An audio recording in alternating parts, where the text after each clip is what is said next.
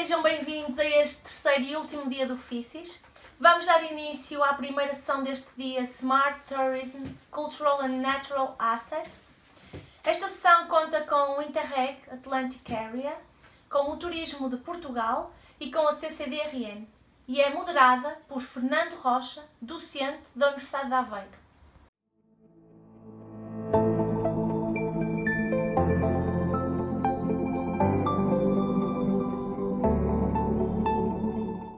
Hello, my name is Sandra Silva and I am the representative of the Managing Authority of the Interreg Atlantic Area Program. It is a pleasure to participate in this year's event of Future Cities. First of all, and since we are all living this very critical situation with the pandemic of COVID-19, I would like to express my best wishes for you and your families. For this presentation, we are using a very simple tool, just a cell phone, to do the recording. I hope to manage in good terms the oral presentation and the slides that I have prepared, and expect this will be a positive contribution for the live section that will take place on 16 April. Starting then with the title for the presentation, Smart Tourism, Cultural and Natural Assets, Interreg Atlantic Area as a tool of the EU cohesion policy. As we are going to see later on in the presentation, one of the priority axes of the program is precisely biodiversity, natural and cultural assets. And within this priority, we are able to invest in many projects that are directly related to tourism. And since the topic of this session is tourism, let me recall an important citation from the European Commission in a crucial document published in 2019, which is Europe, the world's #1 tourist destination, a new political framework for tourism in Europe. This document is from 2010, but in fact it remains in force, and it recalls us that tourism is a major engine for economic growth in Europe.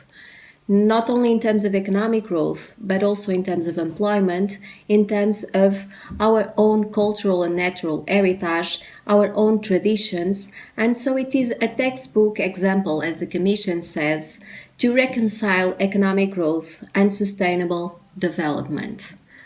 But nowadays, we are indeed in a very critical situation, because as the United Nations World Tourism Organization stresses, tourism is going to be one of the sectors most negatively influenced by the pandemic of COVID-19.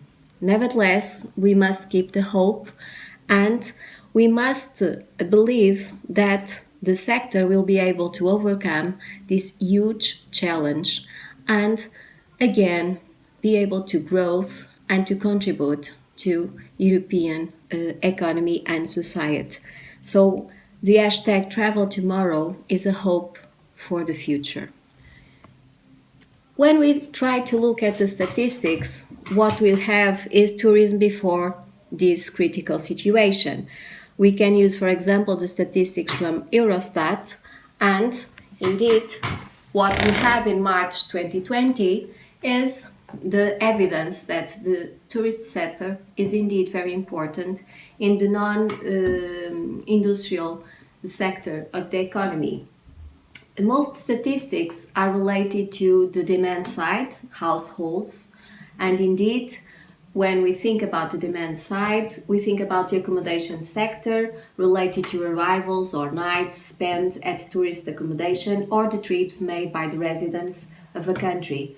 However, in order for us to have a more complete picture of the economic analysis of the sector, we must rely on statistics of tourism industries based on business statistics, not only in the short run, but also in the long run.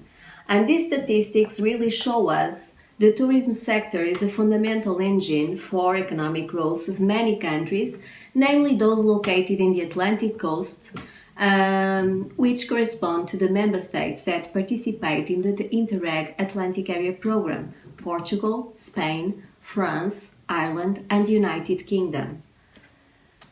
Looking at key indicators provided by Eurostat for tourism industries, we have available data for 2017, and we can show that 1 in 10 firms in the EU27 non-financial business economy belonged to the tourism industries.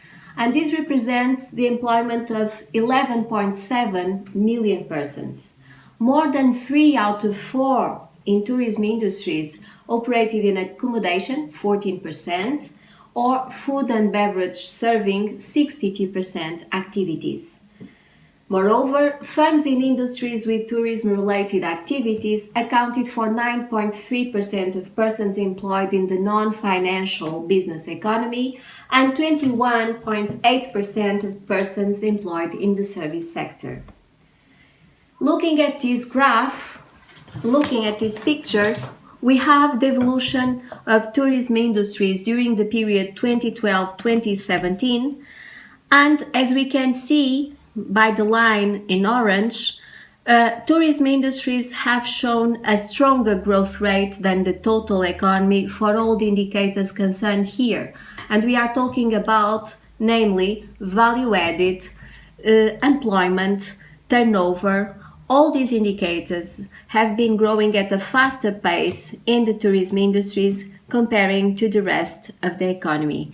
This really shows the strength and the rising capacity the sector had in the immediately previous years. What about challenges and opportunities? Well, tourism sector must adapt to the social development, and social developments are always changing. So one main challenge of the tourism sector is to try to implement in due time the adaptation to all these societal challenges, and we are living one today.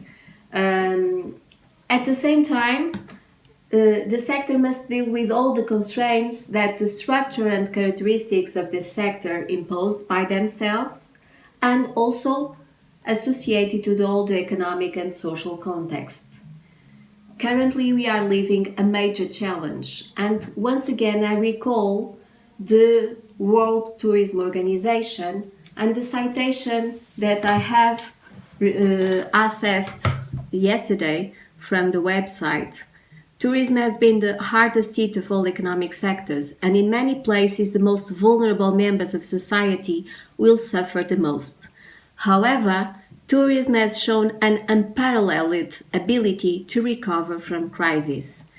So this is a message once again of the need to recover from this crucial challenge that we are living.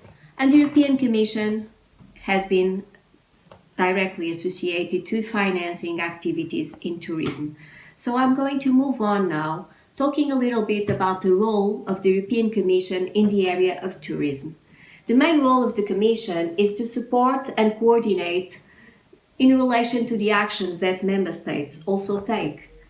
And the main goals are then to maintain Europe's leading position as a tourist destination and support tourism contributions to growth and development.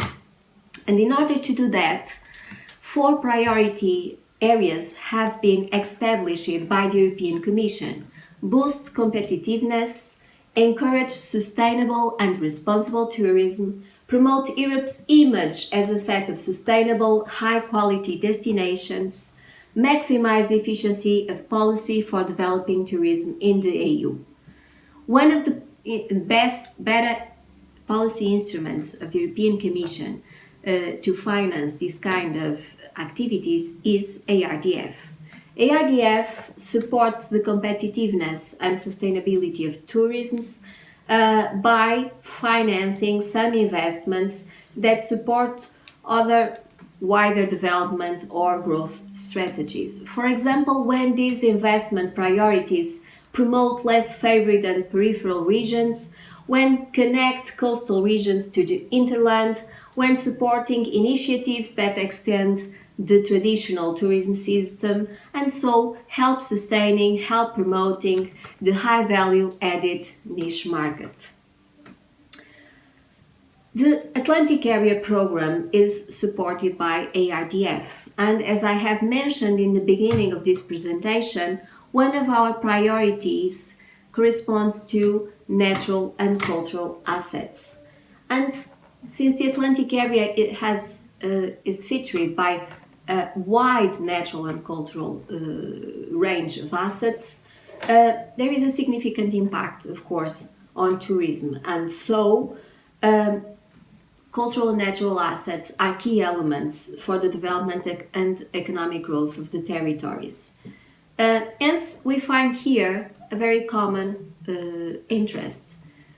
Both Interreg Atlantic Area and Future Cities have a similar goal, which is cooperation. Our main goal is to gather stakeholders for sharing practices, knowledges, and ideas.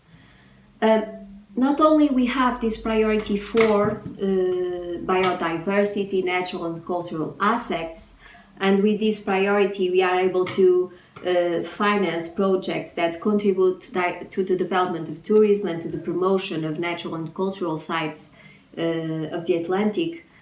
We also have priorities related to innovation and sustainability. And here, of course, the link with smart tourism, with the enhancement of natural and cultural assets is obvious. I'm going to give you some very concrete examples of projects financed by our program that show this direct link.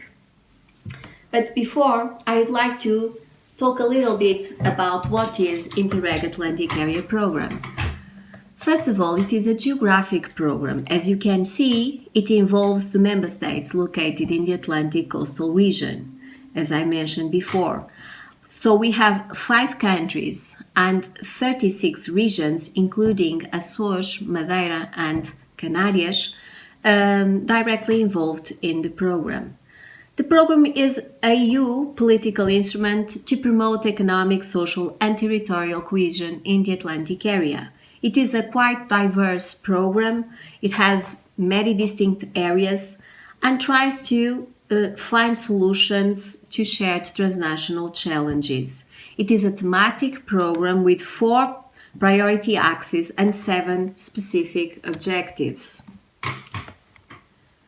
The program has a long history. It has begun in the 1980s with the Atlantics pilot project. It is one of the oldest Interreg programs, so just from the start of transnational cooperation. Having this very diverse area to cover, the budget is relatively low since we have such a huge geographical area. We have 140 million ARDF to spend.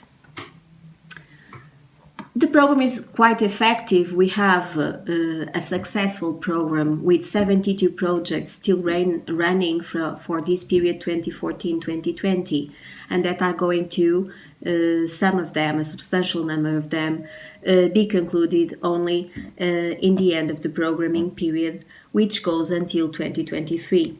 For example, here we have EBB, a project that won the Atlantic Project Award in the category Atlantic Marine and Coastal Development. We have Clean Atlantic and H, selected by DG Regio as examples of good practices. We also have H, MIA and Atlas, presented as very good examples of cultural heritage cooperation projects. Atlas, as we are going to see later on, is a very concrete example of the support our program gives to activities directly related to tourism. So we intend to face together opportunities and challenges by addressing shared regional challenges and innovative approaches, by strengthening the territory and sustainable economic development, by providing joint solutions that are shared in transnational terms. And this means we are a program about trust. As you can see from this slide, this is a very attractive program. In the first call, we have received 425 expressions of interest. Then 102 full applications were submitted and 45 projects were approved. On the second call that ran in 2018, we just had one step call and 115 full applications were submitted. 27 projects were approved. So a total of 72, meaning that the budget of the program is now fully allocated. I take the opportunity to emphasize that the program supports entities not only located in the 5 member states directly related to the program, but are also in other regions and other countries, for example, in Belgium, Germany, Italy, Norway, Netherlands, Canada, and so on. Let me now finish showing the projects that we finance. One of these projects is TIDE. TIDE is a project approved under the second call. It is focused on heritage and sustainable tourism. The main goal is to create sustainable and authentic tourism offerings, plus exploring the common maritime history of the area. What is quite interesting is that the project wants to use digital transformation technologies to link cultural attractions on the Atlantic, namely by using virtual reality. The lead partner is a French entity, ERNACT, and the ARDF corresponds to approximately 1.8 million euros. The expected impact is to increase the number of visitors to supported cultural sites, enable the cooperation between local communities to develop new niche tourism services, create new local jobs, attract people, create synergies, in sum, improve the well-being of our regions. Another project directly related to tourism is Atlas. Atlas is focused on the sustainability of the urban World Heritage Sites. It is a project that was approved during the first call of the program. The lead partner is Município do Porto, and ARDF corresponds approximately to 1.4 million euros. These specific projects makes together an approach with several cities which are featured by mass tourism in order to try to make tourism sustainable, facing several problems such as gentrification, risk management, climate change, energy efficiency, and so on. Unfortunately, today when I'm speaking about this project, I remember how our cities are, due to the pandemic, mass tourism has stopped abruptly, but it will start again, and it will have to start in a clever way, in a smart way, smart tourism. So we will be, for sure, we will benefit a lot from the contributions that Atlas will give us. One more project, Atlantic on Bike, as the name suggests, intends to promote and structure a cycle touristic offer along Aerovilla 1. The budget is quite high, ARDF 3.5 million euros, and the expected impact is to contribute to a low-carbon tourism development, car-free tourism, again, sustainable tourism. Capitan wants to make leisure marine activities more attractive and sustainable. Again, a lead partner located in France, Région Bretagne, wants to promote a cluster that strengthens cooperation between the Atlantic regions towards a common service offer, enhancing the blue growth in this area. And finally, Atlantic Geoparks wants to promote transnationally the cooperation of geotourism, again built heritage, now based on the story of time past and how it influences time present. I could bring here some more projects to show you how the program has been directly financing tourism and supporting projects that really are focused on making tourism smart, on improving the well-being of the population that live in the regions of the coastal Atlantic. I hope that this presentation will be a positive contribution for our live session. and I wish you all the best. Thank you for your attention.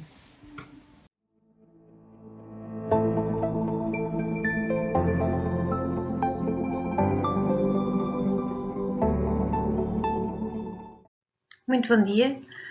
Começo por agradecer o convite da doutora Ana Fragata, diretora executiva do FICIS, para a CCDR estar presente hoje aqui neste fórum, Cidades e Comunidades, para apresentar o trabalho desenvolvido na Direção de Serviços de Ordenamento de Território para a Agenda Regional para a Economia Circular. O trabalho de cidades e territórios tem sido desenvolvido já desde 2018 e a apresentação vai-se estruturar com um breve enquadramento, diagnóstico e estratégia e a síntese de resultados. E, de facto, o trabalho enquadra-se nos objetivos da Agenda Regional para a Economia Circular, no sentido de incentivar a transição para uma economia circular na região Norte. Pretende identificar oportunidades e casos de sucesso, promover e contribuir para a formação de redes colaborativas e reforçar a articulação de redes de cidades, de territórios, de áreas de acolhimento empresarial com os vários setores e a academia. Também pretende procurar estabelecer estratégias de comunicação mais adequadas para sensibilizar e envolver a participação do público. O início de todos estes trabalhos, da agenda e do contributo específico neste tema, enquadra-se no Plano de Ação para a Economia Circular, que apresenta 3 níveis de ação, onde nos enquadramos no nível regional, com um período de 3 anos de implementação, estamos no 3º ano, onde as cidades circulares se enquadram associadas ao componente das regiões. Destacamos do PAEC os seus princípios e instrumentos, designadamente prevenir a produção de resíduos e de poluição, manter os produtos e materiais no seu máximo tempo e valor e fomentar a regeneração de recursos, recorrendo aos instrumentos de design, novas tecnologias e novos modelos de negócio e os ciclos reversos. A economia circular está presente no Programa Nacional da Política de Ordenamento de Território, numa procura de soluções de proximidade e de circularidade associadas a novos modelos de negócio mais sustentáveis e com influência na organização do próprio território. Nos vários documentos, na estratégia, integra-se nos princípios territoriais para a sustentabilidade na utilização dos recursos nos diversos territórios. E na agenda, integra os 10 compromissos para o território, particularmente integrar nos IGTs novas abordagens para a sustentabilidade e reforçar a eficiência territorial nos IGT. Também faz parte das diretrizes de coordenação e articulação ao nível dos programas e planos intermunicipais e dos planos diretores municipais. Os 5 domínios previstos para concretizar os 10 compromissos para o território também integram preocupações e desafios da economia circular, concretamente no domínio económico, a medida 3.11, organizar o território para a economia circular, tem orientações específicas e que se articulam com os demais domínios. Ao nível da União Europeia e das Nações Unidas, são vários os documentos que integram este tema, na perspectiva da Europa precisar e promover cidades e regiões mais fortes e com qualidade de vida. E nesta perspectiva também é importante salientar que as abordagens de políticas inspiradoras e inovadoras estão relacionadas com economias circulares e que o planeamento regional e territorial reúne e congrega todas as preocupações ecológicas, económicas e sociais na perspectiva de dar resposta a estas questões.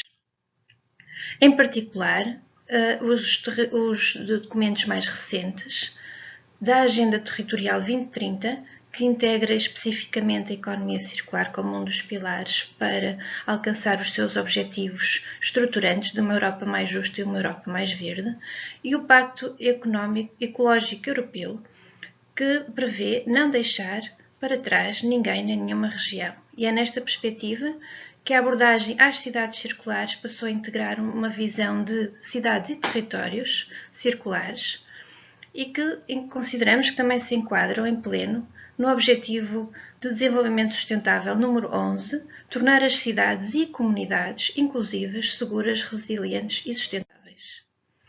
E é nesta visão de cidades e territórios que passamos agora a apresentar o trabalho que tem sido desenvolvido desde o início desta colaboração. E, de facto, em 2018 começou com uma sessão interna da Direção de Serviços de Ordenamento de Território, que envolveu todos os técnicos e dirigentes, não só desta Direção de Serviços, mas também com as estruturas subregionais de Braga, Bragança e Vila Real. Em 2019, promovemos, em colaboração com os demais colaboradores do Grupo Técnico da Agenda Regional para a Economia Circular, uma conferência, debate, workshops e expositores sobre o tema, numa visão alargada das várias valências que a economia circular pode ter, e já com uma escolha prévia de alguns temas considerados relevantes. Também promovemos sessões técnicas nas comunidades intermunicipais e área metropolitana do Porto, que tiveram o envolvimento de vários municípios da região norte. E ao longo deste trabalho temos vindo a pensar e a discutir como é que é possível a melhor integração dos princípios da economia circular, dissociar o desenvolvimento do consumo infinito de recursos, manter ativos na sua mais alta utilidade em todos os momentos e eliminar o conceito de desperdício, à visão e à gestão das cidades e territórios, no sentido de criar prosperidade e resiliência nestas cidades e territórios, e nelas também repensar modelos criativos, regenerativos e restauradores, incentivar o mercado circular e capacitar para as novas tecnologias no auxílio desta transição.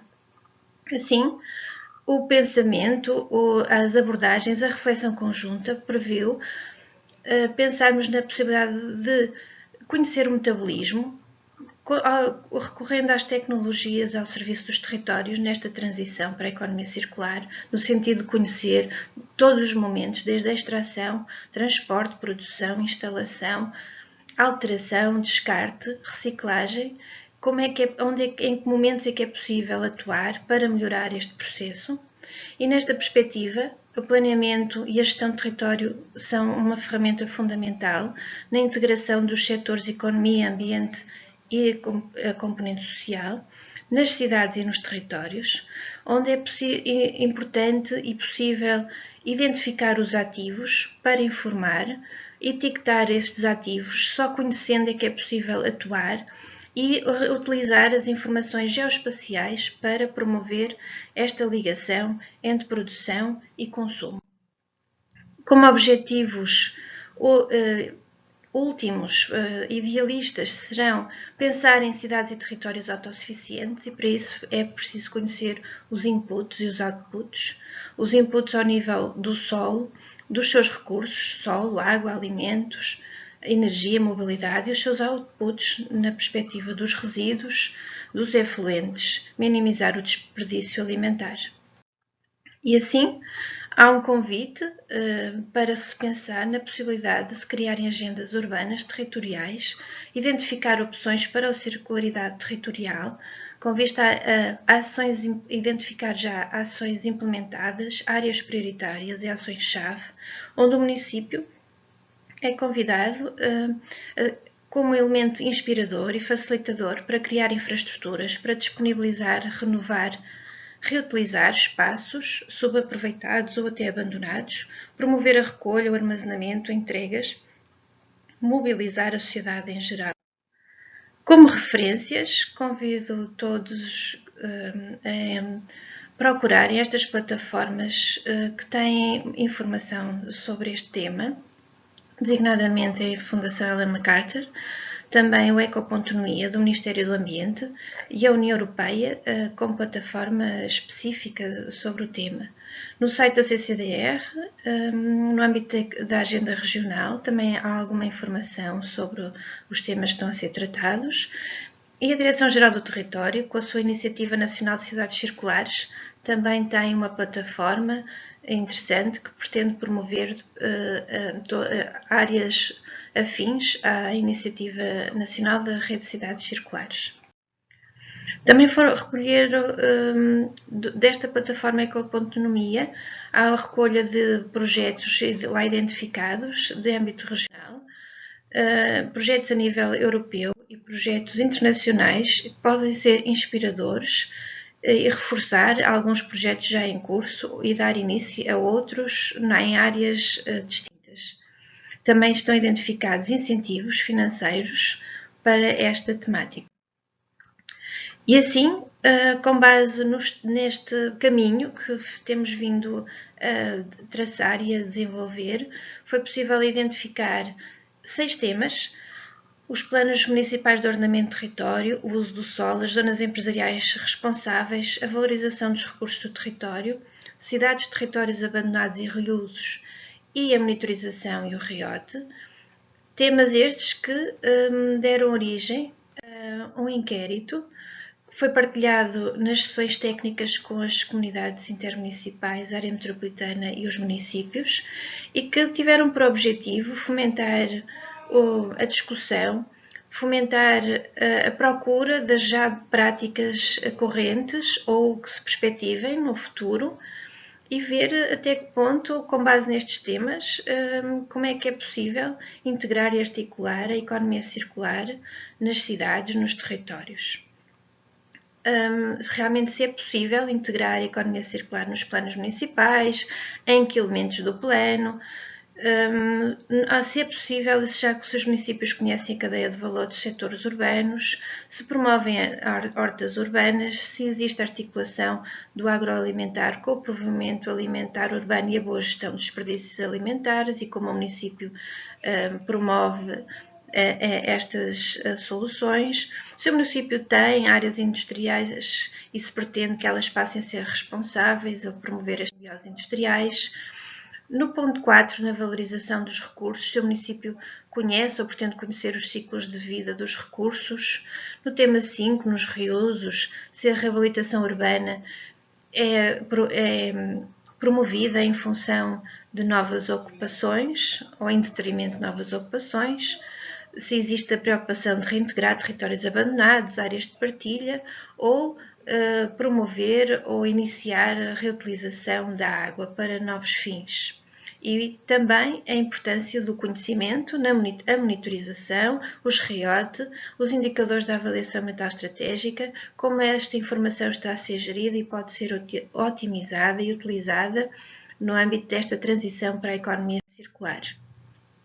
Neste caminho também foi importante identificar alguns constrangimentos tecnológicos, organizativos, económicos, legais, de regulação, conhecimento, divulgação, comunicação ou formação, e o inquérito tentou abordar estas questões e ver quais seriam os contributos dos municípios para esta agenda. E, de facto, identificámos constrangimentos, práticas correntes e práticas futuras e bastantes projetos que já estão a ser implementados na região, bem como foi possível, deste caminho e destes contributos e desta reflexão conjunta, identificar algumas propostas, desafios, medidas de ação e algumas estratégias. Uma breve apresentação dos resultados do inquérito, que são interessantes contributos para este tema. Foi possível chegar à conclusão que, de facto, a maioria dos municípios considera possível a integração da economia circular nos planos municipais de ordenamento de território. Poucos têm essa integração já efetiva, mas que podem mas que a economia circular pode vir a constituir um critério preferencial na análise de projetos. Dividem-se as opiniões se esta integração da economia circular nos PMOD deverá ser no regulamento, como estratégia ou em ambos. No tema relativamente aos usos, os municípios conhecem a cadeia de valor dos setores urbanos, consideram que podem articular com o provimento alimentar e a boa gestão dos desperdícios embora poucos ofereçam hortas urbanas. A maioria promove inovação socioeconómica e tecnologias digitais. Relativamente ao ponto 3, às zonas empresariais responsáveis, a maioria identifica zonas industriais e manifesta interesse em promover esta transição para zonas empresariais responsáveis e promoção de simbioses industriais. No que diz respeito aos recursos, a maioria considera conhecer os ciclos de vida dos recursos do município e das cidades. Nem todos identificam a existência de coberturas verdes, mas a maioria reconhece que essa importância, ainda que não se identifique em alguns dos territórios. No âmbito dos reusos, a maioria promove reabilitação urbana em detrimento de novas ocupações, promove a reintegração de territórios abandonados, promove áreas de partilha, revitalização do comércio tradicional, espaços multifuncionais e promove também a recolha de produtos em fins de vida e soluções de proximidade. Apenas alguns promovem a reutilização da água. No que se refere à monitorização, a maioria concorda que o REOT poderá auxiliar para esta transição com a informação tratada a este nível, considera importante conhecer o metabolismo urbano, promove o envolvimento da sociedade nas opções estratégicas e de planeamento. Apenas alguns articulam indicadores comuns entre o REOT e a avaliação ambiental estratégica e apenas alguns promovem encontros, feiras ou festividades com preocupações de economia circular. Nos desafios, é interessante verificar que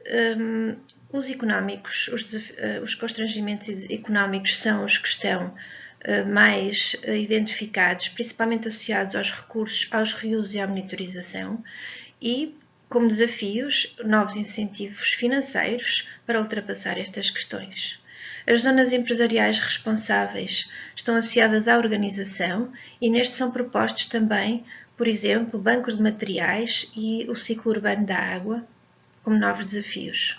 No que se refere ao conhecimento, importa apostar no conhecimento em diferentes níveis de aplicação para esta integração nos planos municipais de ordenamento de território e nos usos. Já no que se refere aos desafios legais, importa ponderar incentivos fiscais e ajustar a legislação existente às diferentes realidades territoriais. Na regulação, os reusos, quer de águas, quer de materiais, nomeadamente para a desconstrução, são matérias que devem ser ponderadas no futuro próximo. Relativamente aos desafios tecnológicos, importa articular os diferentes sistemas de informação, promover comunicações digitais com qualidade nas várias dimensões do território, nomeadamente mais no interior, e promover redes e serviços de proximidade recorrendo a estas novas tecnologias. Na formação, importa promover formação para se conseguir atingir pessoas, técnicos, dirigentes responsáveis e com poder para agir com conhecimento nesta matéria. A comunicação como métodos inovadores para mobilizar, para transformar. E na divulgação, importa envolver cidadãos e profissionais informados e conscientes sobre este tema.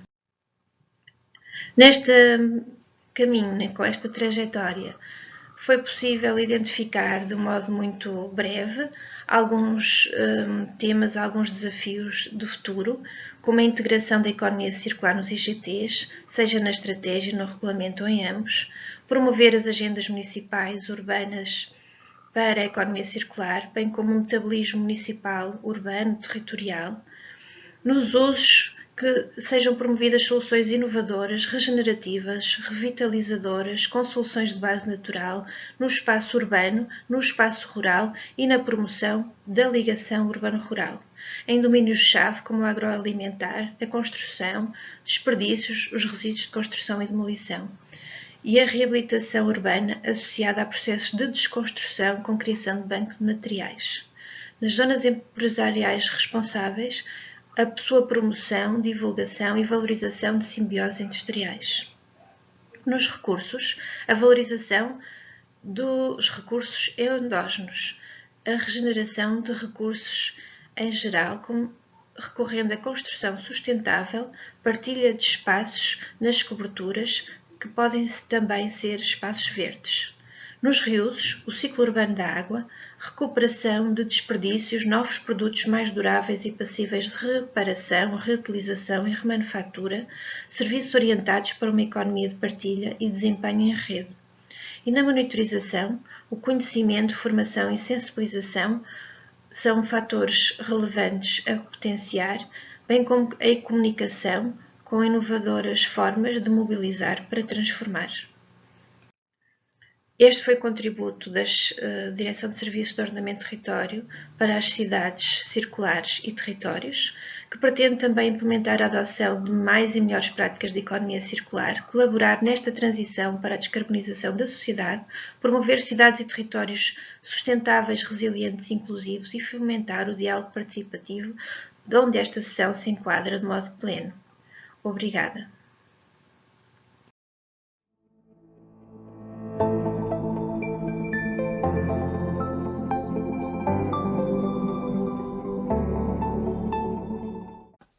Bom dia, meu nome é Joaquim Pires e gostaria em primeiro lugar de dar as boas-vindas a todos os nossos attendees online. Mudam-se os tempos, mas não se mudam as vontades e acima de tudo fico com, digamos, evidente orgulho o facto de a doutora Ana Fragata ter dirigido o convite ao Turismo Portugal para estar presente neste momento, cujo formato é diferente, mas não obstante mantém os mesmos valores de há uns meses atrás, quando o convite foi formalizado. Portanto, uma vez mais, os agradecimentos à doutora Ana Fragata e à sua equipa por ter dirigido este convite ao Turismo Portugal. Eu faço parte de uma equipa que tem como responsabilidade o apoio às empresas portuguesas na captação de eventos e identificação de oportunidades de negócio para Portugal. Esta equipa foi criada há cerca de 4 anos. Eu trabalho no Turismo de Portugal, porque o turismo é feito de histórias, não é? Vou contar-vos uma pequena história. Portanto, eu trabalho no Turismo de Portugal há cerca de 30 anos. Nunca gostei de cristalizar, porque a cristalização acaba por, de alguma forma, ser um processo contra a natura no crescimento das pessoas. E no turismo, a cristalização é, digamos, o pior dos comportamentos que podemos ter. Estava-vos a contar esta pequena nota introdutória no seguimento, digamos, do convite que me foi feito há cerca de há uns anos atrás, para dinamizar vamos assim dizer, este segmento da meeting industry. Foi precisamente em 2014, na anterior administração do Turismo Portugal, o Dr. Luís Matoso dirigiu-me o convite no sentido de conseguir, de alguma forma, um maior envolvimento do Turismo Portugal neste segmento da meeting industry. Perguntei-lhe, e posso fazer esta pequena confissão online, perguntei ao Dr. Luís Matoso quais seriam as orientações, quais seriam, digamos, as expectativas, ao qual ele diz-me, se eu soubesse não te estava a convidar. Portanto, aqui fica efetivamente, digamos, o princípio deste meu, vamos assim dizer, envolvimento neste segmento da Meeting Industry. O segmento da Meeting Industry, e depois voltarei um pouco mais tarde a esta conversa, o segmento da Meeting Industry é um segmento muito exigente. É um segmento que tem com que coloca as empresas num fator disruptivo em termos de apresentação de soluções, em termos de apresentação de mapeamento daquilo que são efetivamente, digamos, as expectativas de quem vai assistir a um evento, de quem está a organizar o evento e, acima de tudo, os locais, os habitantes onde esse evento acontece, porque este segmento de eventos tem um impacto extremamente elevado nos locais onde os mesmos se realizam e cabe um pouco ao Turismo de Portugal dar, digamos, o apoio necessário para que seja efetuado com alguma consistência este serviço, vamos assim dizer, de excelência de qualidade. Foi em 2014, logo depois, no princípio de 2015, melhor dizendo, que em vez de ir ler os tais manuais no sentido de poder fazer, digamos, o tal mapeamento das necessidades que o Turismo de Portugal poderia, de alguma forma, vir a apresentar, decidi visitar todos os Convention Bureaus. E visitar os Convention Bureaus, porque em termos práticos, para quem não conhece, que é legítimo, os Convention Bureaus é um conjunto, vamos assim dizer, de empresas, sejam unidades hoteleiras, sejam DMCs, Destination Management Companies, sejam quaisquer que sejam, vamos assim dizer, aqueles agentes privados que têm relação direta com este segmento da meeting industry. O visitar os Convention Bureaus tinha como objetivo tentar identificar o ADN da meeting industry em Portugal. Isto porque, e confesso-vos, fazia muita confusão, como é que um event planner internacional que estivesse em Anchorage ou estivesse em Madrid e quisesse identificar Portugal como local para realizar o seu evento, teria na altura que percorrer 8 websites, do Porto Convention Bureau, do Centro Convention Bureau, não é o Centro Convention Bureau, é o Centro Promotion Bureau, Lisbon Convention Bureau, e chegava a uma determinada altura que ele dizia assim, esqueça, eu não vou para Portugal, eu vou para outro sítio qualquer, onde rapidamente eu consigo ter esta informação. Ou seja, estávamos a perder, ou de alguma forma conseguimos identificar que estávamos a perder oportunidades, não por falta de excelência e de qualidade das empresas portuguesas, mas acima de tudo porque a informação não estava estruturada, a informação não estava alocada num determinado hub. Ou seja, e é isto que é importante hoje em dia, nós percebermos de que a performance de Portugal, aquilo que é, digamos, o resultado da imagem e do impacto que Portugal tem nos mercados internacionais resulta muito, digamos, de uma focalização, de identificar as necessidades, vamos assim dizer, dos nossos clientes. Como estávamos a comentar, a meeting industry é extremamente exigente porque há que reinventar congressos médicos num determinado local, ou seja, o local por si tem a sua excelência, mas temos que reinventar, para além das questões técnicas, como o caso agora do FICIS. O FICIS, para mim, é extremamente importante, eu tinha comentado isto com a doutora Ana Fragata, que é o seguinte, ele está fora, vamos assim dizer, da zona de conforto, porque a zona de conforto podia ser o Porto, podia ser Lisboa, podia ser aqueles locais que têm já por si uma dinâmica urbana que permite que ele rapidamente se realize, mas não fosse para Braga.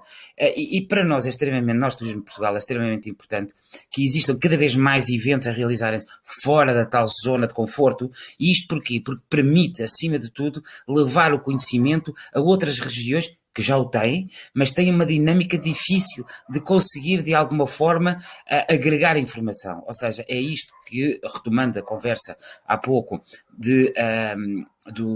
dos tais sites, os 7, 8 sites, para procurar um partner, um supplier para realizar um evento, é igualmente necessário de que sejam identificadas oportunidades para realizar estes eventos fora, digamos, destes tais, como tinha já referido há 15 segundos atrás, destes tais zonas de conforto.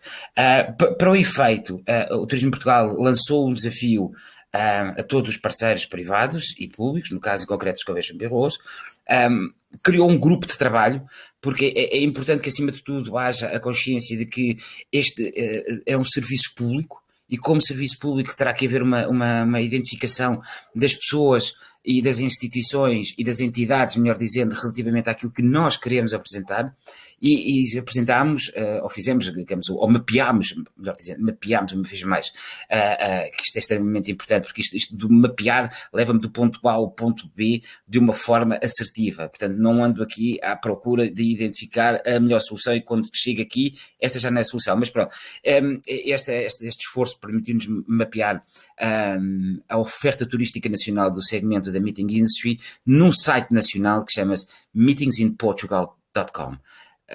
Este site não se quer substituir, este site quer acima de tudo validar o conjunto de eventos e o conjunto de partners privados e públicos que estão, digamos, e que estão na órbita, vamos assim dizer, do segmento da Meeting Industry.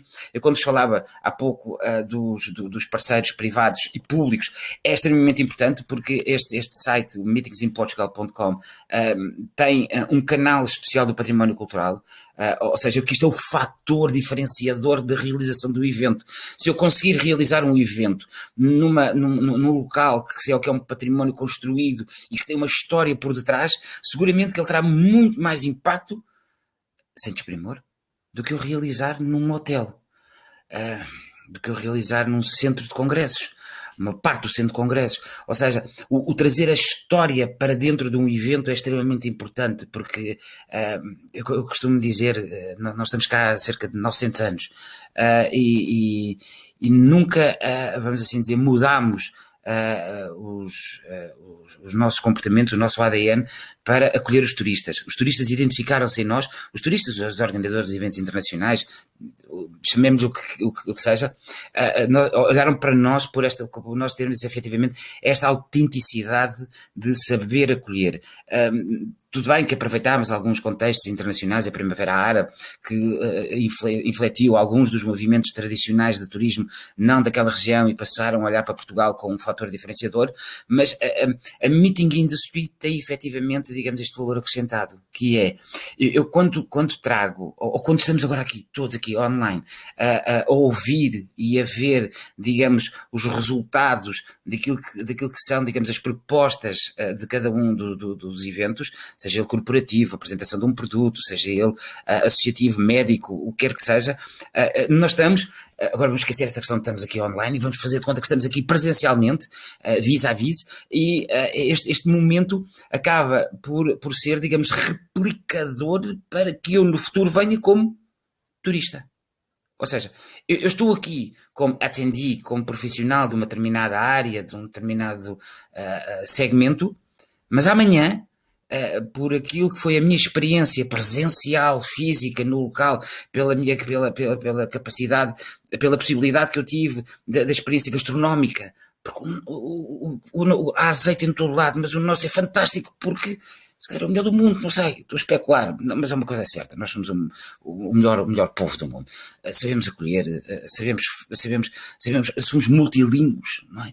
Ou seja, o idioma para nós não é uma barreira, enquanto para determinados países acaba por ser, digamos, um pouco mais difícil, mas já não estou perdendo o raciocínio, só quero gosto muito daquilo que eu faço. E tenho um orgulho enorme em ser português.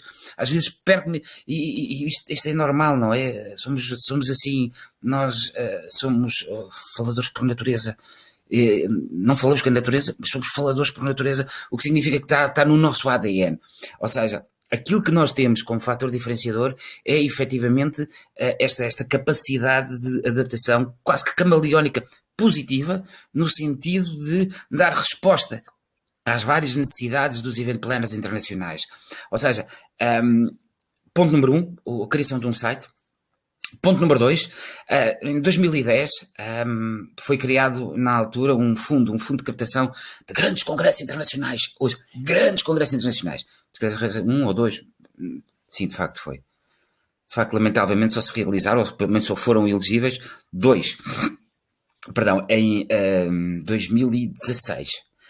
Em 2016, quando eu ingresso, isto não é um Rei Midas que tocou e virou ouro, mas como tinha tido um ano, quase 2 anos de experiência de conversações com os Convention Bureaus, consegui perceber que efetivamente havia necessidade de fazer uma discriminação positiva do investimento que nós estávamos a efetuar. Ou seja, este fundo fizemos quase que a depuralina do mesmo, retirámos a gordura, vamos assim dizer, do projeto, e a gordura do projeto era só a partir de X número de attendees. Não temos essa possibilidade de ter assim sempre grandes eventos com X número de attendees. E este X número era aos milhares, portanto, não é às centenas, era aos milhares. Portanto, a partir de 1000 congressistas ou 1000 pessoas que estivessem presentes nesse evento, então o evento era elegível. Ou seja, achei por bem, em parceria com os Convention Bureaus nacionais, apresentar uma proposta a qual de alguma forma estaria, digamos, nivelada com aquilo que é a nossa capacidade de resposta. E passaram a ser centenas. Mas não centenas daqueles que era o fator diferente, que era o fator elegível, centenas de congressistas, não. Porquê? E sabemos perfeitamente que hoje em dia, com esta, vamos assim dizer, com esta dinâmica de transporte de pessoas, eu consigo ir de Barcelona para Lisboa para Barcelona e não durmo. Se eu não durmo, qual foi o impacto que eu causei no local? Foi a alimentação? Principalmente também não, porque a alimentação está incluída nos eventos. Ou seja, para nós era extremamente importante encontrarmos aqui um instrumento de medida do impacto económico dos eventos nos locais onde os mesmos se realizam. E então, em acordo também com os Convention Bureaus, ou seja, o primeiro fator foi a quantidade, o segundo fator foi o número de bad nights que o evento gera, ou seja, o número de dormidas que o evento gera. Isto porquê? Porque, por matemática quase simples, nós podemos, digamos, junto das entidades nacionais que têm competências para o efeito, o INE, no caso em concreto, ver, ou pelo menos identificar o número médio do alojamento em determinado categoria de empreendimento turístico, faço quase uma multiplicação simples e consigo perceber logo que aquele evento gerou valor X em euros, ok? Pronto. Isto fez com que existisse uma maior dinâmica na percepção de importância deste projeto, de tal forma, tal como eu estava a comentar há 3 minutos atrás, 4 minutos, de tal forma que este projeto foi criado em 2010, tivemos 2 eventos apoiados em 2016, cerca de 60 e tal em 2017, isto são números assim por alto, mas é para dar a ordem da grandeza, 60 e tal em 2017, 80 e tal em 2018, não, 100 e tal em 2018, assim é que é, e este grande número que agora apresento, 143 eventos apoiados em 2019. Para 2020 tínhamos e continuamos mapeados com cerca de 80 e tal eventos. É curioso que em termos de investimento, aquilo que foi o nosso investimento em 2016 foram 75 mil euros. O nosso investimento para 2019 foi 1,4 milhões de euros. Isso, 1,4 milhões de euros. Deste 1,4 milhões de euros, 25% é apoiado pelos Convention Bureaus, 75% é apoiado pelo Turismo de Portugal. Em termos de bad nights, eu posso vos dizer que o ano passado nós tivemos cerca de 200 mil bad nights. Ou seja, é um número francamente interessante, porque imaginemos que estamos a falar em 200 mil pessoas, que não são 200 mil pessoas, é muito mais do que isso. Se olharmos, por exemplo, para os congressos médicos, que trazem quase sempre à volta de 5 mil, 7 mil pessoas, que essas 5 mil, 7 mil pessoas depois vão contaminar positivamente todos aqueles que são, digamos, os seus familiares. E esses seus familiares, a sua rede de conhecimentos, é isso que eu queria dizer, não era familiar, a rede de conhecimentos, e essa rede de conhecimentos acaba depois por ser, digamos, aquilo que no futuro vai trazer para Portugal um denominador comum do turismo que é de excelência, porque as pessoas vêm primeiro por questões profissionais, mas depois retomarão, digamos, o acesso, o ingresso em Portugal como turistas. Vou tentar agora sintetizar, portanto, o site, este programa, porque é um programa nacional, mas depois também é importante perceber de que Portugal não é constituído por as grandes cidades. Portugal é muito mais do que isso. Se calhar as grandes cidades só existem porque existem outras cidades de menor dimensão.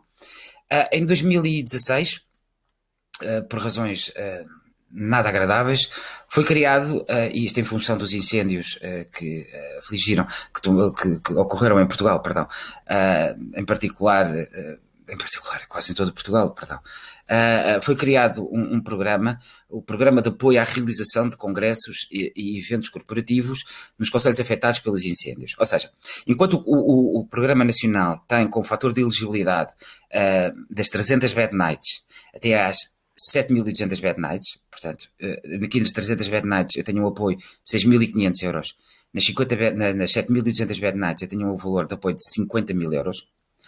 Se o evento ocorrer durante o inverno IATA, que é de outubro a março, eu ainda faço uma majoração de 25% sobre qualquer um destes valores, ok? E as despesas de captação, ou seja, as despesas que os organizadores tiveram para que o evento viesse para Portugal, as site inspections e tudo mais, no valor máximo de 3 mil euros, o Turismo de Portugal cofinancia. Ou seja, este mesmo modelo foi depois transportado e adaptado para os concelhos afetados pelos incêndios. Neste caso aqui em concreto, era a partir das 15 bad nights, estamos a falar de micro-reuniões, estamos a falar de team buildings, até às 299 bad nights. Isto porquê? Porque a partir das 300 entra o programa nacional. Este programa dos Conselhos Afetados pelos Incêndios teve a vigência de cerca de 2 anos. Foram apoiados cerca de 54 eventos, num total de investimento de aproximadamente 200 mil euros. Com o objetivo de ser reativo e de ser proativo e não reativo, ou seja, que não existisse um problema para que eu pudesse gerar uma ação, propus que a atual Ministra do Trabalho e Segurança Social, a doutora Ana Mendes Godinho, a quem, digamos, eu nutro uma grande consideração e admiração pelo facto de tudo aquilo que ela fez na qualidade de Secretária de Estado do Turismo e que está a ser continuado pela atual e que trouxe esta dinâmica para o turismo. Eu propus na altura então que fizéssemos um programa, não por causa dos incêndios, mas um programa associado, digamos, ao interior mais por causa do arquipélago dos Açores e da Madeira. Portanto, aqui em termos práticos, estou com a bateria em baixo, só um segundo para que eu possa ligá-la rapidamente e podemos continuar aqui a nossa conversa, que está a ser extremamente agradável, mas estes pequenos percalços acabam por trazer estas coisas. Não, pá, sério. Não, tá, estamos cá. Sim, senhora, agora preocupei-me por momentos. Não. É isto que é o turismo, é dar a volta por cima e estar aqui outra vez como, quase como se fosse o Circo de Soleil, mas pronto. Pronto, este programa, o M&A Interior Mais, visa sobretudo, digamos, trazer mais eventos para o interior de Portugal. Portanto, temos o programa nacional, temos o programa regional e acima de tudo temos no primeiro pipeline de informação o site meetingsinportugal.com. O importante é igualmente percepcionar de que é possível fazer um pedido de proposta, um RFP, um Request for Proposal, diretamente à entidade a quem nós estamos a procurar. Ou seja, eu fui ao site, meetingsinportugal.com, fui ao site, identifiquei quem é que seria, digamos, o prestador do meu serviço, o meu partner, e eu logo ali automaticamente posso fazer um RFP. Este RFP gera um mail automático para a pessoa, entidade, hotel, alojamento, empreendimento turístico, perdão, e mesmo alguma dos equipamentos históricos que estão lá disponíveis. Nós Turismo de Portugal, nós recebemos um OS Ticket, que é uma cópia, vamos assim dizer, um gêmeo do mail que foi gerado, dando conta de que foi enviado um mail para aquela entidade para que nós possamos monitorizar o tempo de resposta. Os tempos de resposta são sempre muito, muito, muito rápidos. Tem um prazo de validade quase que inferior, como costuma dizer, ao de um iogurte. Se nós não respondemos em 48 horas, garantidamente que há, digamos, um outro destino que estará a responder. Já me estou a alongar, 1 minuto e 29 segundos. Dei aqui algumas das ideias base, portanto, os programas de apoio financeiro, o impacto que ele teve na economia nacional, na criação de negócio, na criação de emprego, o agregar de informação e o estarmos mais próximos de quem são os organizadores dos eventos. Despeço-me agora, disponibilizando-me para algumas perguntas que queiram colocar e que eu possa de alguma forma contribuir para aqueles que são os valores acrescentados das empresas portuguesas. Muito obrigado e até já.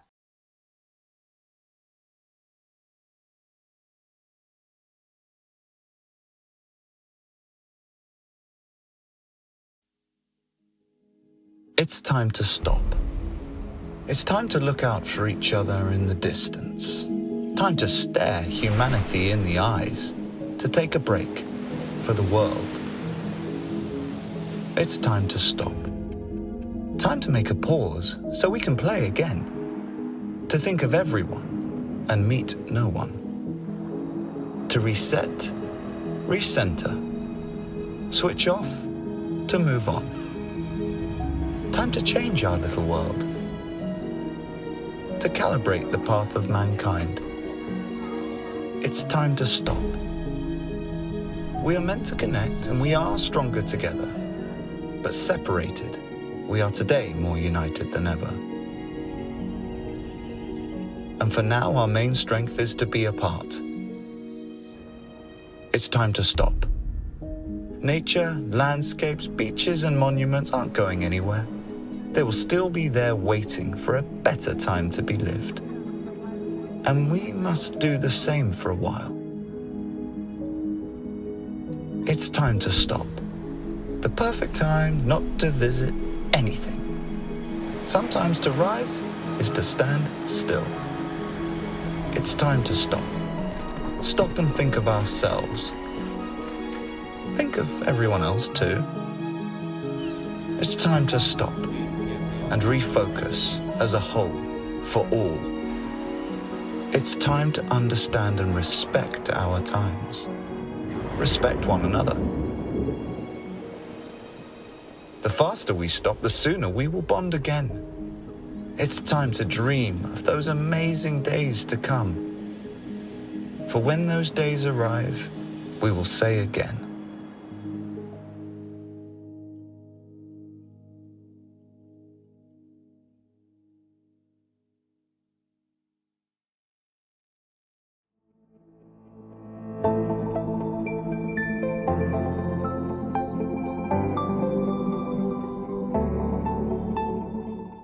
Ora, muito bom dia a todos. O meu nome é Fernando Rocha, sou eu o moderador desta sessão que tem como principais tópicos o património e turismo sustentáveis, os novos desafios e novas oportunidades e os novos modelos de financiamento. Destes três tópicos, eu vou pedir aos intervenientes uma particular atenção, sem exclusividade, do segundo, tendo em conta até o momento em que vivemos, em que temos desafios e que provavelmente poderão abrir novas oportunidades, e punha como ponto de partida para a intervenção dos colegas dois assuntos, uma vez mais sem exclusividade. Este desafio atual que estamos a suportar pode abrir novas oportunidades de oferta de produtos, de usufruto desses produtos, tirando proveito das smart tools. E o segundo aspecto é muito relacionado com a questão da saúde. Portanto, o turismo de saúde, a segurança na saúde como argumentos positivos para marcar a diferença de Portugal face aos seus competidores diretos. Evidentemente que isto, como eu digo, são pontos de partida, os intervenientes têm graus de liberdade para os gerirem como quiserem, relacionando até com os outros dois tópicos que eu referi no início. Cada um deles terá o seu ponto de entrada, o que não significa que os outros não participem, não interrompem, não coloquem questões. Nós iremos temos duas senhoras e um senhor, portanto vamos deixar o senhor para o fim. Começaríamos pela Sandra, depois a Maria João, finalmente o Joaquim, sem estar aqui a fazermos segmentação de tempos. Quer dizer, vocês próprios, de certa forma, depois da Sandra que começa, os outros lutam pelo tempo, porque isso é que vai dar dinâmica ao processo, não é? Quer dizer, não deixam que a Sandra fique a monopolizar, mas também eu não vou dizer em que momento a Sandra tem que se calar, quer dizer, são vocês próprios, quer dizer, a Maria João, que a dada altura diz já é a minha vez de falar, e depois finalmente o Joaquim dirá calma que eu também quero intervir. E portanto, dito isto... Eu vou utilizar isso mesmo, calma que é o meu tempo de intervir. Exatamente. É a minha deixa. Porque como nós não estamos aqui com possibilidade de dar cotoveladas, temos que intervir desta forma. E, portanto, eu passava desde já a palavra à Sandra para abordar não só estes dois tópicos que eu elegi, mas aqueles que achar adequados para esta sessão e para o momento em que estamos a viver. Muito obrigada. Antes de mais, eu gostaria de reiterar o agradecimento pelo convite para participar nesta sessão e por cumprimentar os meus colegas de painel, cujas apresentações foram bastante interessantes. Já tivemos a oportunidade de falar um bocadinho e, portanto, perceber como é que vamos gerir esta sessão à distância, sem a participação ao vivo do público, que nos faz sempre muita falta. Mas vamos tentar, neste enquadramento, ser o mais produtivos possível. Pegando nos dois tópicos que o professor Fernando Rocha lançou para a mesa, eu gostaria precisamente de chamar a atenção para um fenómeno conhecido já desde e patrocinado por um economista famoso, Joseph Schumpeter, o fenómeno de destruição criadora. E, portanto, nós estamos aqui nesta situação de crítica provocada pela pandemia, mas que nos vem abrir muitas oportunidades, certamente. O turismo é um dos setores mais afetados por este fenómeno, certamente também. O impacto vai ser conhecido daqui a alguns meses, de uma forma mais contundente, mas todos nós já sabemos o que esperamos, o que é esperado, portanto, teremos uma recessão, se é em V, se é em U, se é em W, não sabemos ainda, teremos que nos preparar. E, portanto, aqui haverá um conjunto de oportunidades e de desafios. Por exemplo, o uso das Smart Tools será aqui um contributo importante e nós temos várias possibilidades a esse nível, disputadas nomeadamente pela existência de novas tecnologias. Dentro do programa Espaço Atlântico, nós temos alguns projetos muito interessantes e eu chamei a atenção durante a minha apresentação para o TIDE, que tenta explorar precisamente as possibilidades da oferta turística à distância. E é isso que nos temos que agarrar nos tempos em que estamos. Em relação à saúde e ao turismo da saúde, também há aqui um vetor bastante interessante, poderemos tentar explorá-lo. Os países da costa atlântica estão bem posicionados a este nível, e aqui eu represento o programa e, portanto, falo não só no nome de Portugal, mas de todos os outros Estados-membros participantes neste instrumento de política, e parece-me que poderemos também ter aqui uma excelente oportunidade. A Comissão Europeia está muito empenhada em patrocinar a recuperação. Vamos ver que novas ajudas, que novos instrumentos é que teremos aqui disponíveis. O objetivo será avançarmos para uma nova forma de pensar a interação com as ofertas turísticas, no âmbito em particular dos projetos do Espaço Atlântico, muito focados nas questões do turismo azul, do turismo verde e, portanto, na dinâmica da economia circular. E aqui eu aproveito a deixa para passar a palavra à Maria João, minha colega da CCDRN, que poderá também trazer o seu contributo. Obrigada. Obrigada, Sandra. Sim, de facto, quando se pensa e quando se fala em cidades e territórios circulares, inteligentes, fala-se e pensa-se no objetivo de tornar as cidades e os territórios resilientes e prósperos. E esta fase em que vivemos atualmente questiona-nos, põe-nos à prova a todos, em que a resiliência não só está virada para as questões até agora das alterações climáticas, surgiu agora uma nova alteração do nosso modo de vida e que nos faz repensar as nossas formas de estar, o nosso modo de agir. Eu estou aqui com a indicação de que não se está a ouvir assim muito bem, não sei, não sei se terei que falar mais alto. Agora está melhor. Está melhor? Agora está melhor. Peço desculpa. Este desafio realmente põe-nos à prova o que serão as cidades, como a nossa casa passou a ser o nosso mundo, como é que os territórios agora desertos e sem turismo, sem movimentos, sobrevivem, e como é que estas novas ferramentas e as tecnologias, que se calhar já não são novas, ou que estão sempre em inovação e em mutação, como é que a nossa capacidade enquanto seres individuais e coletivos e comunitários temos capacidade para nos adaptar. A adaptação, de facto, é um grande desafio e estamos todos nesta prova.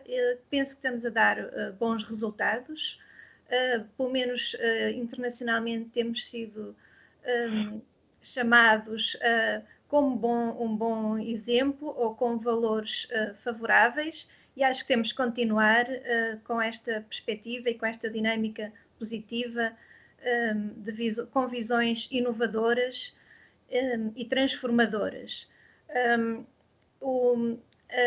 Estes temas, a economia circular acaba por muitas vezes estar associada ou por instintivamente associada a questões de resíduos, mas esta visão das cidades e dos territórios circulares obriga a um pensar um pouco diferente, o que vai para lá da questão dos desperdícios, do fim da linha, e como é que, de facto, as cidades e os territórios podem participar neste processo, que também obriga a uma capacidade de adaptação e de inovação constante e permanente, com adaptações a vários níveis, não só setoriais, e diferentes níveis de atuação.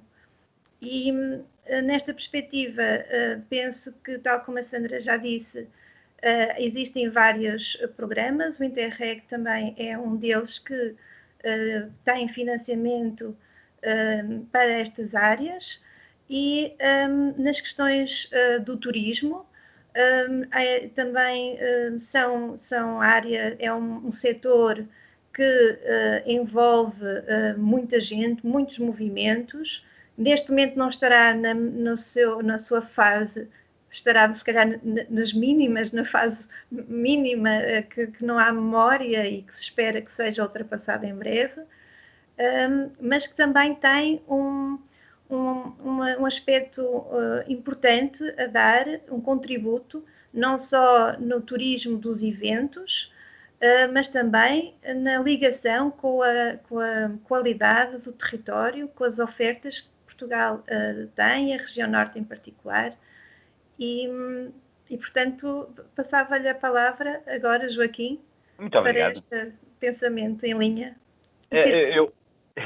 Circular, não é? Circular ou quase que eu diria, se me permitem, porque senão andamos sempre todos à volta do mesmo, e não, nós somos muito disruptivos, portanto, é aquele circular com uma abertura, tal como dizia, ou em V, ou em W, ou em U, temos várias letras do alfabeto para que nós possamos encontrar, digamos, uma forma simpática de ver esta questão, porque eu acho que o mais importante que o turismo tem para oferecer é efetivamente a capacidade camaleónica que as empresas têm, as empresas portuguesas têm. Ou seja, nós conseguimos rapidamente reinventar, digamos, a roda, reapresentar, digamos, um destino que sempre foi e sempre aqui tivemos, e tal como eu disse na minha apresentação, ou pelo menos eu quis reforçar na minha apresentação, de que não mudámos o nosso ADN para acolher o turismo, ou seja, mantivemos a verdadeira autenticidade, só que se calhar neste momento vamos apresentá-la com uma roupagem diferente.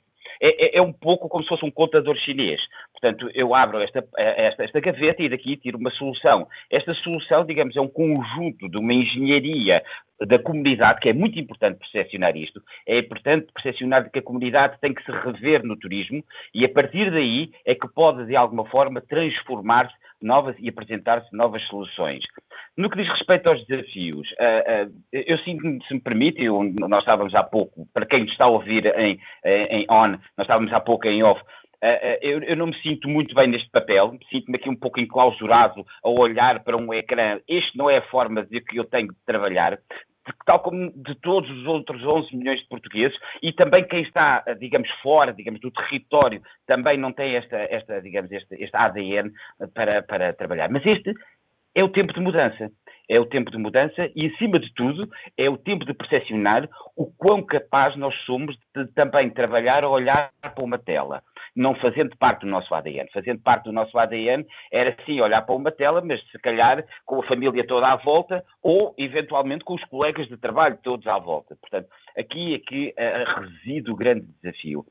Eu não me ponho em dúvida, em face daquilo que têm sido os movimentos e a performance de Portugal do turismo, eu não tenho dúvida que nós vamos sair em pé. Ou seja, não vamos rastejar, porque somos muito bons, temos, digamos, uma dinâmica empresarial fantástica, temos pontas de lança, tal como está agora aqui representado, pontas de lança em outros países fantásticos que acabam por fazer, digamos, a ponte, e acima de tudo temos um conhecimento de como gerir expectativas.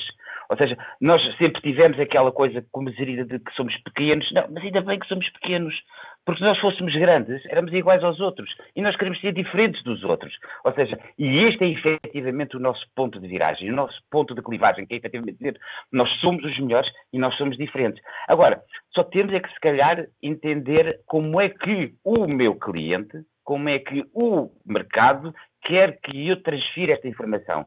Quer que eu a transfira de uma forma mais direta ou online, de 24/7, 365, ou quer um produto mais específico e dedicado para... É difícil eu conseguir, digamos, transferir para um, vamos assim dizer, para um atendi, para um conferencista, de que no momento social o cheiro que vem lá atrás da cozinha é do bacalhau que está a ser cozido há bem pouco tempo. Portanto, são estas coisas que ainda vão ser difíceis. Por isso é que eu acredito que eles vão voltar. Mas mais importante do que isto é darmos cada vez mais a importância às empresas. Quando for ao tempo de eu interromper, interrompam-me, porque eu não me calo, está bem? Por favor. Pronto. Mas o que eu acho que é mais importante neste momento é darmos e transferirmos a confiança e dar conta às empresas portuguesas de que, de facto, existem um conjunto de instrumentos e um conjunto de estruturas que estão aqui para os apoiar. Eu posso dizer, vale o que vale, porque nestas coisas contar o cêntimo, contar o euro não é importante, mas para quem não o tem é extremamente importante. O Turismo de Portugal recentemente abriu uma linha na ordem dos... Vou só contar esta coisa muito rápida, que é para também percepcionar de que, de facto, o turismo também muitas vezes é feito de dinheiro, não é? Ou seja, não é só feito do património cultural, do património construído, de todo o tipo de património, mas também de algum apoio financeiro. Eu posso dizer que há uma linha de apoio à tesouraria das empresas, patrocinada pelo Turismo de Portugal, na ordem dos 60 milhões de euros. Dados de ontem tinham cerca de 4.200... Isto são números, mas vale o que vale. Mas depois eu posso passar estes números à organização, até mesmo o link, porque isto é importante que as coisas aconteçam no momento. Porque eu já vou continuar com os números. O turismo é isto. Se eu não conseguir vender o turismo hoje, não é como uma caneta, porque esta caneta, se eu não a vender hoje, a caneta mantém-se aqui e eu vou vendê-la amanhã, não é? Portanto, mas como estava a dizer, portanto, estão neste momento registradas cerca de 4.300 candidaturas, com um valor total de apoio de 35 milhões de euros, já estão aprovadas 1.800 candidaturas e já estão liquidadas cerca de 900 candidaturas. Portanto, só para dizer que há uma dinâmica também no sentido de apoiar as empresas. É residual, é um facto, é residual, tenho extrema pena, mas tenho muita esperança que, de facto, digamos, estes pequenos micro negócios que foram gerados há bem pouco tempo possam, digamos, e vão seguramente revitalizar-se. A questão dos eventos é uma questão muito mais abrangente, porque não depende só de nós, depende efetivamente da perspectiva com que o Event Planner internacional possa olhar para Portugal efetivamente como um sítio que agora nós podemos dizer que é um sítio seguro e que de facto é um sítio que de alguma forma já está a ser um case study para determinados outros mercados e para determinadas outras segmentos. Eu prefiro calar-me agora, que é para dar tempo, porque senão fazia a conferência sozinho. Peço desculpa, mas é o meu ADN. Agradeço aos três. Portanto, digamos, o nosso objetivo mínimo está cumprido. Eu tornaria, já não temos muitos minutos, já recebi aqui o aviso, eu daria agora, sem ordem, a oportunidade novamente às colegas de dizerem mais qualquer coisa, espicaçadas pela intervenção do Joaquim, ou que tenham ocorrido algo que não estava na vossa ideia original quando começaram a vossa intervenção, mas que agora queiram completar. E para não ser na mesma ordem, eu pedia agora à Maria João. Obrigada.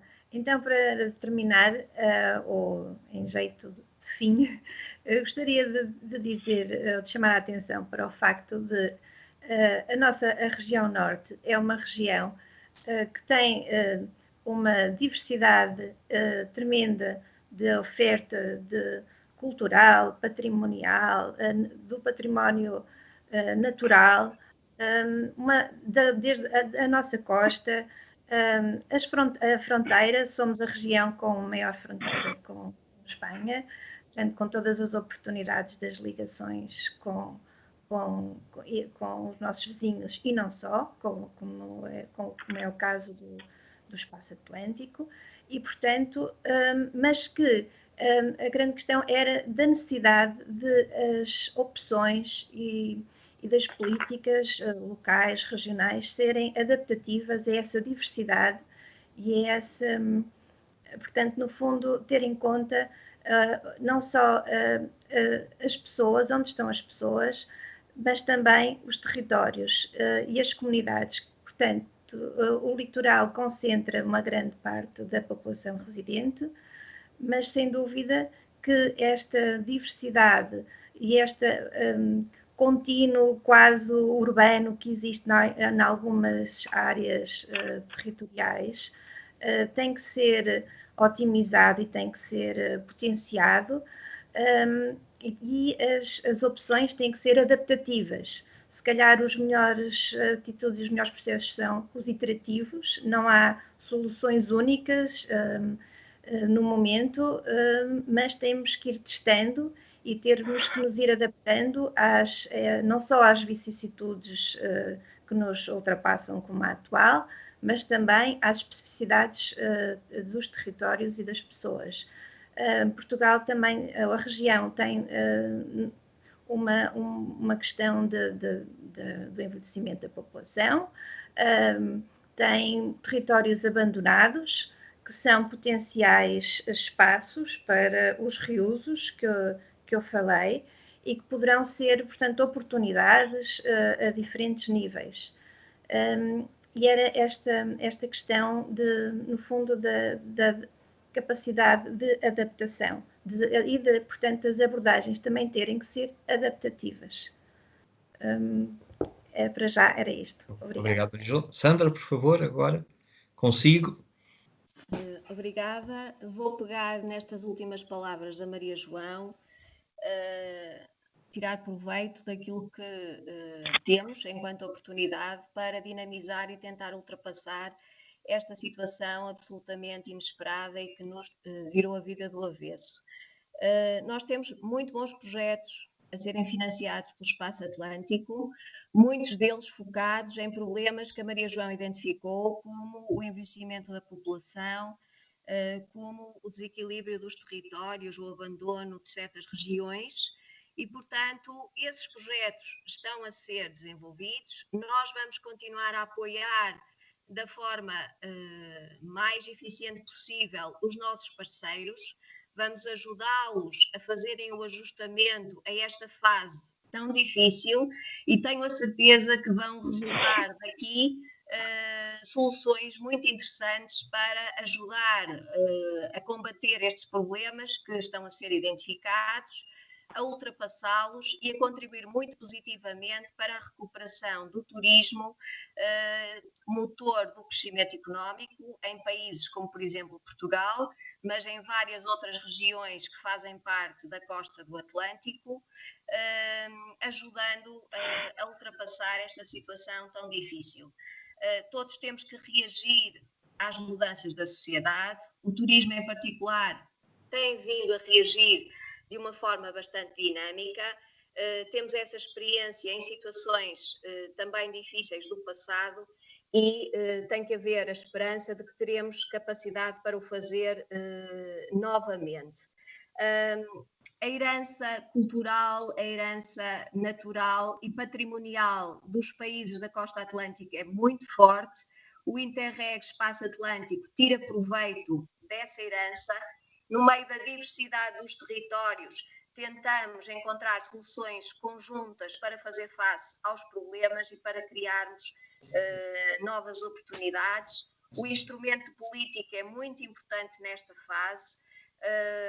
A criação que vem das situações de crise, a capacidade dos empreendedores é evidentemente um fator essencial para o sucesso e temos que acreditar que os nossos empresários serão capazes de tirar proveito das oportunidades que há aqui a explorar, mas é essencial que haja um apoio em termos de política económica e aqui a União Europeia e em particular a política de coesão poderá ter um papel essencial.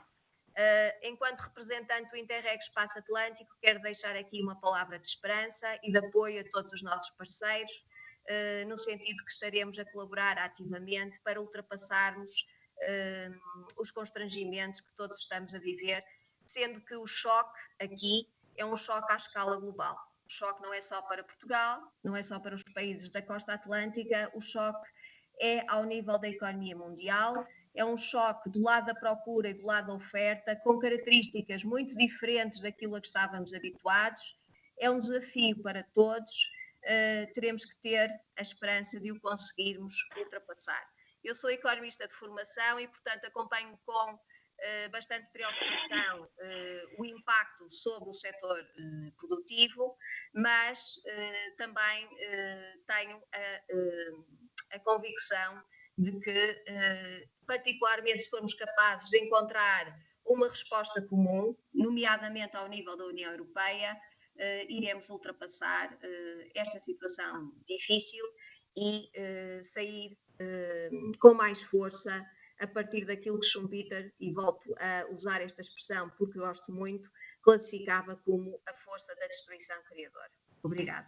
Obrigado, João. Os últimos minutos, ou quiçá quase pouco mais que segundos. Segundos. Não, uma coisa muito rápida e só para dar conta de que foi com grande orgulho que eu partilhei, digamos, parte do meu confinamento habitacional com 3 mentes brilhantes e todos os outros demais, que eu sei que neste momento são 100 e tal, pelo menos por aquilo que eu tinha visto há pouco, mas só para dar conta de que, de facto, o mais importante é percepcionar o seguinte: o grande desafio que nós temos neste momento, e posso-vos dizer, minhas senhoras e meus senhores, e demais atendis online, é que setembro só tem 30 dias. E a quantidade de eventos que nós temos neste momento adiados para setembro faria com que setembro tivesse que ter 90 dias. Portanto, eu estou-vos a colocar esta ideia, que é uma ideia de orgulho. Ou seja, os agentes económicos não querem sair de Portugal. É isto que é bom identificar, de que temos efetivamente uma ferida, de que ela vai ser sarada rapidamente, que vai deixar uma cicatriz, mas vai ser uma cicatriz que, de facto, para, digamos, as entidades vindouras, as seguintes, vão olhar e vão dizer assim: passámos, e aqui está a prova de que nós conseguimos passar. Portanto, só para dar conta de que, efetivamente, a quantidade ou o número relativamente interessante de eventos que nós tínhamos, eventos já com dimensão, vou terminar rapidamente, eventos que nós tínhamos com uma dimensão relativamente simpática, eles não foram cancelados, foram adiados, e estão a ser todos, ou seja, é quase como que daqui a mais 3 meses, eu não quero sair, é daqui a mais 3 meses, é daqui a mais 6 meses, ou seja, isto para dar conta de que efetivamente continuam a fazer confiança naquilo que nós fazemos, porque aquilo que nós fazemos é efetivamente, digamos, a qualidade e a excelência das empresas portuguesas. Rest my case, tinha muito para falar, se calhar fazemos um FICIS daqui a uma semana, ok? Lançamos o desafio. Exatamente, fazer um follow-up. Exatamente, deixa-me à vontade. E vendo como é que realmente as nossas expectativas se estão a concretizar no terreno e como é que nós nos vamos adaptando, porque este é um processo, como já tem sido dito muitas vezes por responsáveis, que é razoavelmente inédito. Não vou dizer que é totalmente inédito, nestes contextos, mas já sobrevivemos a crises, como foi referido por alguns de vós. De qualquer forma, é um processo que tem aspectos novos, até a maneira como estamos a reagir. Estamos todos a reagir online e, portanto, isso tem vantagens, também tem riscos, e vai obrigar-nos a sistematicamente estarmos a fazer uma avaliação dos progressos. E isto é particularmente crítico quando lidamos com aspectos que não são tão tangíveis como os outros, onde, portanto, o nível de subjetividade do sucesso da intervenção é maior. E, portanto, temos que ouvir a opinião uns dos outros, uma opinião às vezes quase de advogado do diabo, mas que nestes casos é útil, embora com reserva, porque o turismo vive muito, como sabem, tão bem ou melhor que eu, vive muito da imagem externa. E, portanto, nós temos de ter cuidado nas nossas avaliações com o que dizemos interiormente, mas depois não podemos transmitir para o exterior. Temos de ter esse cuidado, porque, como foi dito também, nós neste momento ganhámos, já tínhamos, mas ganhámos ainda mais vantagens competitivas face a alguns dos mercados que nos são concorrentes, aqui na nossa vizinhança. Não é? E isso viu-se até no movimento de retorno, quer dizer, lembra-se que havia compatriotas nossos que regressavam porque achavam que vindo para Portugal estavam mais seguros, e alguns vinham de mercados turísticos que nos são concorrenciais, e portanto acho que nós devíamos tirar proveito dessas lições para esse ser um dos vetores a explorar no futuro. Nós somos um mercado que tem capacidade, tem resiliência para fornecer apoio. Portanto, eu também agradeço a vossa participação, o entusiasmo que puseram nas vossas intervenções. Penso que estaremos a chegar ao fim. Eu não tenho aqui sinal técnico, mas no que diz respeito ao horário... Temos que continuar. Sim, vamos falando, até aqui claro. apareceu agora a mensagem terminar, mas a gente pode falar até nos tirarem o pio, não é? Isto é a vantagem da questão online, não é? Que nós vamos falando, porque como não estamos a chatear ninguém, estamos aqui convidados. Não estamos a ocupar o espaço de ninguém. De ninguém. Não temos que abandonar a sala, não é? E, portanto, até que nos tirem do ar, a gente vai falando, vai dizendo, vamos interagindo, e, portanto, estejam à vontade para dizer mais qualquer coisa em remate de despedida. Não é? Bem, eu agradeço uma vez mais o convite e a oportunidade de estar aqui e dizer que estamos disponíveis para os esclarecimentos e para os comentários que considerarem oportunos, não sendo neste fórum, noutros que surgirão ou na CCDR. Obrigada. Pronto, eu tenho mesmo agora, já recebi a mensagem que temos que nos despedir, portanto peço desculpa à Sandra que ia intervir. Portanto, queria, em nome da organização, uma vez mais agradecer a vossa colaboração e para todos aqueles que nos estão a acompanhar online, até breve e votos de boa saúde. Obrigado a todos.